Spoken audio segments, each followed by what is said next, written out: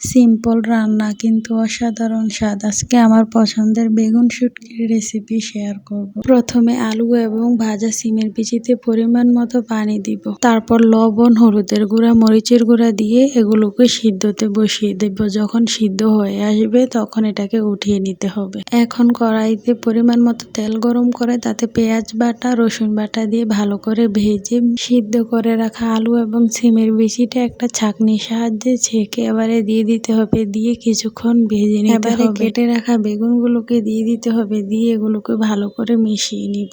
এবারে শুটকিগুলো দিয়ে দিব। শুটকিগুলো আমি আগে থেকে ভেজে পরিষ্কার করে রেখেছিলাম। তারপর আলু এবং সিমের বিচি সিদ্ধ করা ঝোলটা দিয়ে দিব। সাথে একটু পানি দিয়েছি এবং আস্ত কাঁচামরিচ দিয়ে ভালো করে মিশিয়ে নিতে হবে। এবার এই তরকারিটাকে 10 মিনিট রান্না করে নিয়েছি। এর তো রান্না হয়ে গেল আমাদের বেগুন শুটকি। দেখতে কেমন হয়েছে তরকারিটা কমেন্টে বলবেন।